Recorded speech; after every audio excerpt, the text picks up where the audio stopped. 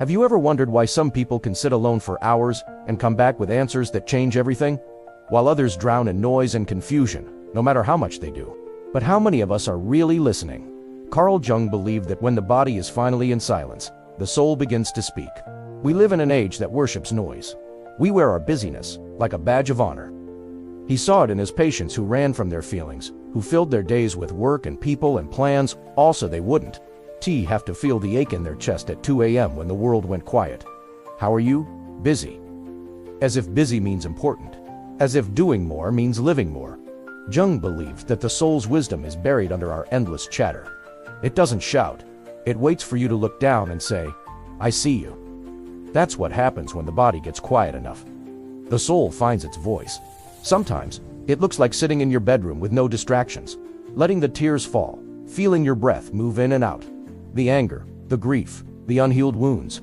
We spend years avoiding that darkness, pretending it doesn't exist.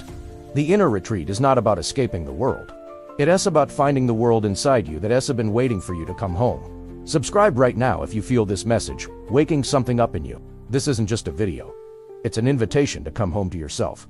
And share this with someone who all was filling the silence. Because they don't know yet that silence can heal them. But the irony is, what you ignore only grows stronger in the dark. What dream might come back to life if you gave it space to speak? The late night when sleep won't come.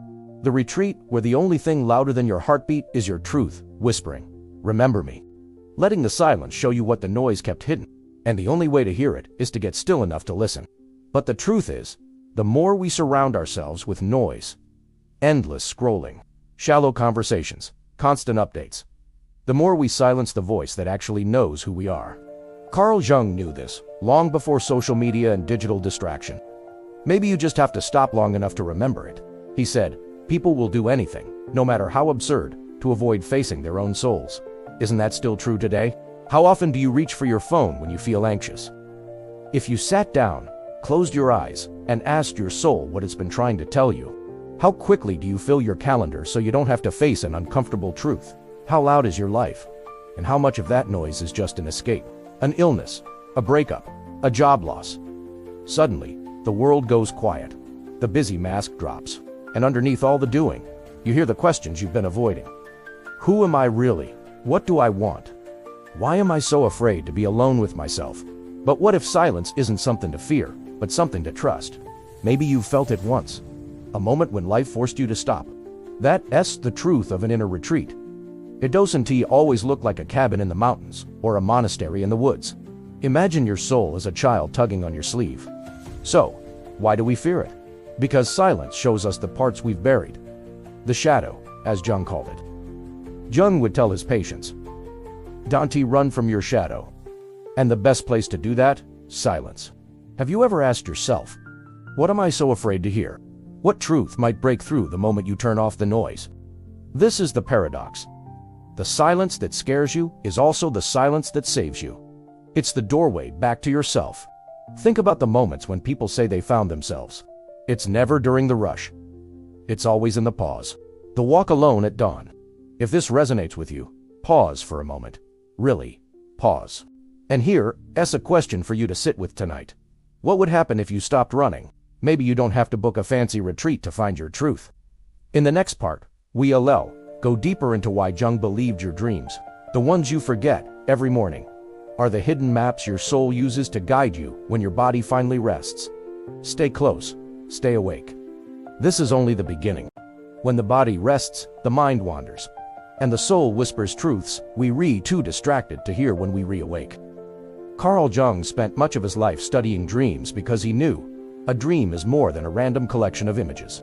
Maybe you couldn't even describe it, but you felt it in your bones. This means something. Jung believed that these moments aren't accidents, they're invitations. Invitations to step into a conversation with the deepest part of yourself. It's a message, a doorway, a map. It's the soul's language when words fail. That's why so many spiritual traditions talk about retreat, pulling back, stepping away, unplugging. It's not a luxury, it's a necessity. It's how you make space for the voice that lives beneath your ego. You find your strength in the darkness, not despite it. We say, it's just my mind processing stress, or it didn't make sense. These are ancient images, older than you, older than any one culture. Synchronicity. Those meaningful coincidences that Jung loved is another way the soul speaks when the body is at rest. Maybe you see repeating numbers. Maybe a song plays at the exact moment you need its message. Maybe you think of someone and they call you minutes later. Jung called them archetypes, patterns shared by all humans, living in what he called the collective unconscious. But the unconscious doesn't speak in logic. It speaks in symbols. Here's the answer. When you trust your inner voice, your outer world transforms. You can find this retreat every night when you close your eyes. The real work is not in escaping your life, but in learning to see that life is more symbolic, more connected, more sacred than you were ever taught.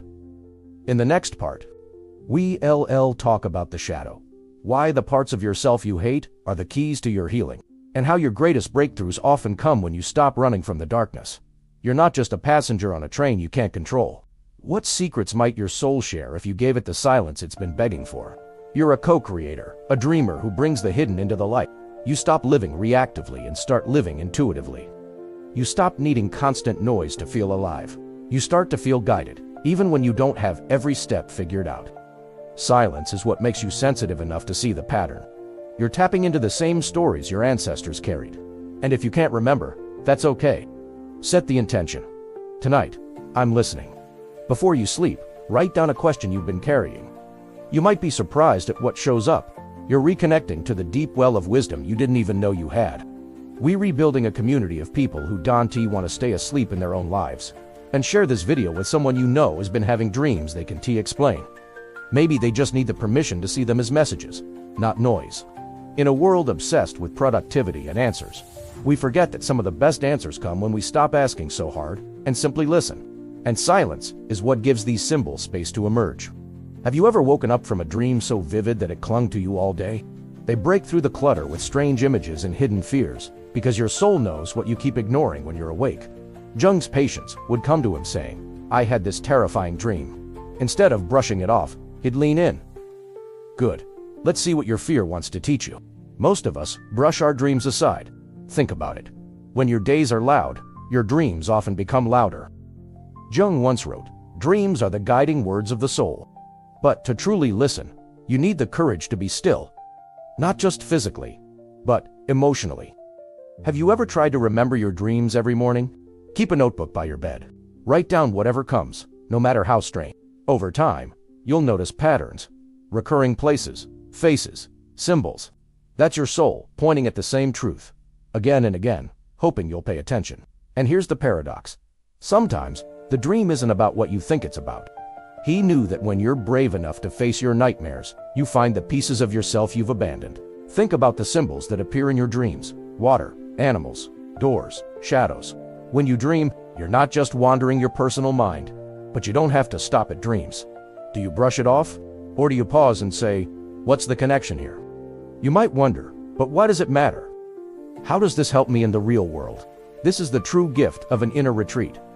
You realize that life isn't just happening to you. It's happening through you.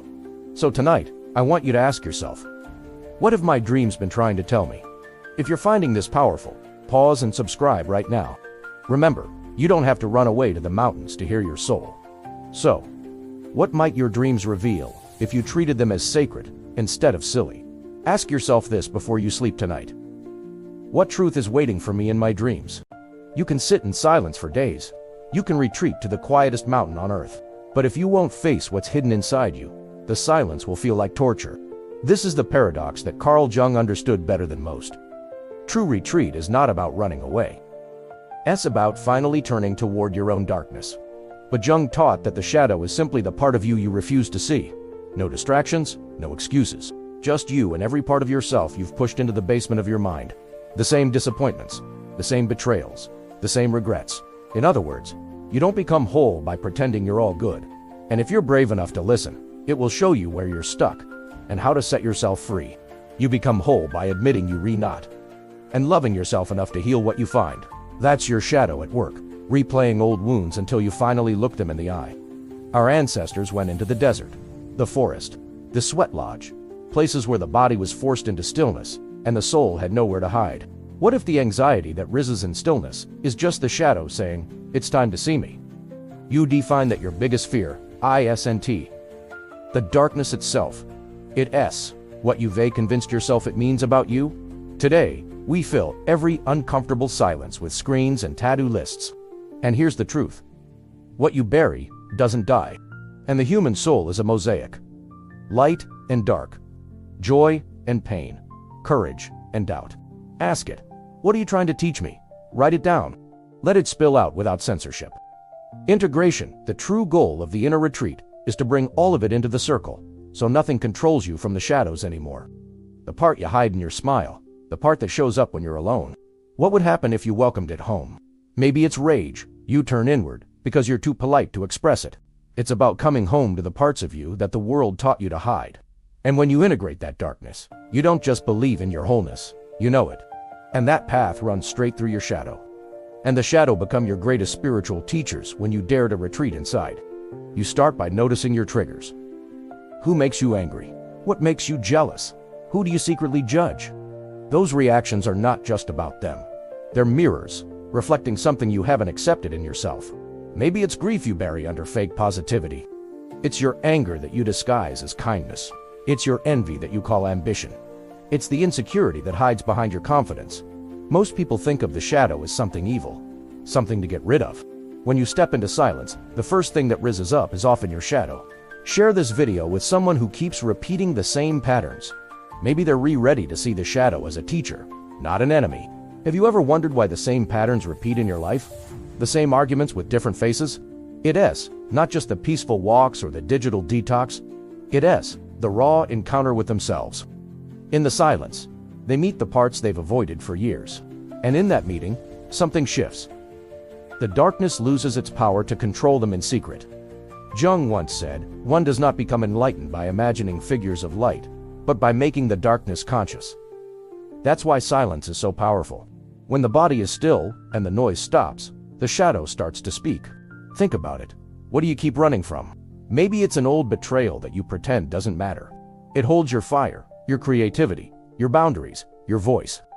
The parts of you too scared to love are often the parts that make you real, honest, and alive.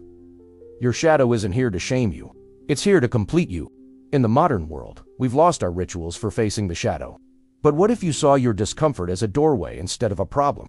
Instead of fighting it, you could sit with it, breathe with it, listen to it. Jung would tell you. It doesn't mean you're broken. It means you're human. Let's get practical for a second. How do you do shadow work in your own silence? Next time you're alone, maybe lying awake at 3 a.m., maybe sitting in your quiet room. Instead of pushing that discomfort away, get curious. You'll be amazed at what the shadow reveals when you give it your attention instead of your rejection. This is why people come back from silent retreats changed. If this is landing for you right now, hit subscribe. And let me ask you, what part of yourself do you pretend doesn't exist? Jung called this the path of individuation, the lifelong process of becoming who you truly are, not who the world expects you to be. So next time you crave silence, remember, it's not about escaping the world. Stay with me, because in our final part, we'll pull it all together. Why, silence, dreams, symbols. And before you go, comment below. What part of your shadow are you ready to meet in the silence? There's a reason Carl Jung never told people to blindly copy his answers. He didn't want disciples who just repeated his words. He wanted people to find their own path through the forest of their soul. And if you've stayed with me this far, maybe you feel that too. That tug in your chest that says, "It's time to come home to myself." We've talked about how silence cracks open the door. How dreams slip through that door with symbols older than your name. To ask, why do I feel empty when I'm surrounded by people? Or, why does my soul whisper that I'm more than my roles, my labels, my paycheck? But the whole mosaic, the light you're proud of, the darkness you've hidden, the questions you're afraid to ask, and the answers that rise when the noise stops. How your shadow stands in that doorway, waiting to be invited into the light. The world can pull you 1,000 different ways, but you come back to the truth that silence taught you. You come back to the dream you wrote down at 3 a.m. But he also knew that most people never do, because they spend their entire life avoiding themselves. You come back to the shadow you sat with, instead of pushing away. You can choose to break open in the best way possible. Through silence, through inner retreat, through the daily practice of meeting your soul. What part of your shadow is not here to ruin you, but to rescue the pieces of you that got lost trying to be someone you're not? That's okay. Your true retreat starts wherever you decide to listen. Sit alone in your room. Light a candle. Breathe. And when the restlessness comes, don't run. Listen. Subscribe if you haven't yet. Because here, we don't just talk about ideas. We practice living them. Maybe you don't just believe. Maybe, in your deepest silence. Maybe it lives in learning how to sit in the space between thoughts, where your soul finally gets to speak. You're not thrown around by every opinion, every drama, every fear. You become the calm in the storm, not because you're pretending nothing hurts you, but because you know what lives deeper than the hurt. A morning walk with no phone, a single hour alone in a room with your thoughts. Not just to rest your body, but to rest your mind, to unplug from everyone else's expectations and tune into the voice that has been with you since you took your first breath. A moment in your car before you go inside to meet the chaos of the world again. But the question is, what do you do with all of this when you stand back up and step into the world again? Jung called this the work of individuation, becoming who you truly are.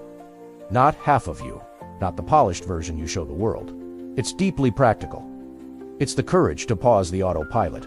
And you can't do this in the rush. You can't do it when your body is always tense, your mind always scrolling. The voice that says, you are not just what happened to you. You are not just the roles you play. You are a living, breathing soul that wants to know itself through you. The doorway is silence. The sanctuary is inside you. Maybe you don't have a monastery to run to. Maybe you can't take a month-long retreat in the mountains. But here's the truth. Jung would want you to remember. You can take the silence with you if you never learn how to hold it when life gets loud. The real practice is learning to carry that quiet, knowing even in the noise. That's what makes the inner retreat so powerful. It teaches you to trust the voice that doesn't shout, but whispers. Imagine waking up tomorrow and moving through your day with that kind of inner anchor. That's how you stop living at the mercy of everything around you. Jung once wrote that the privilege of a lifetime is to become who you truly are. They wait for life to break them open through crisis. But you don't have to wait for that. So tonight, ask yourself, when was the last time I gave myself permission to stop? What dream have you been ignoring? What symbol keeps showing up, no matter how much you brush it aside? Maybe your healing doesn't live in doing more. If you've felt something waking up inside you through this journey, don't keep it buried. Take one small step tonight. Your soul is not as scary as you think. In fact, it's been waiting for you to come home. If this video spoke to you, share it with someone who needs to remember they are not their noise. They are the silence beneath it. And before you go, I want you to sit with the oldest question of all. Is there something greater than you guiding this path?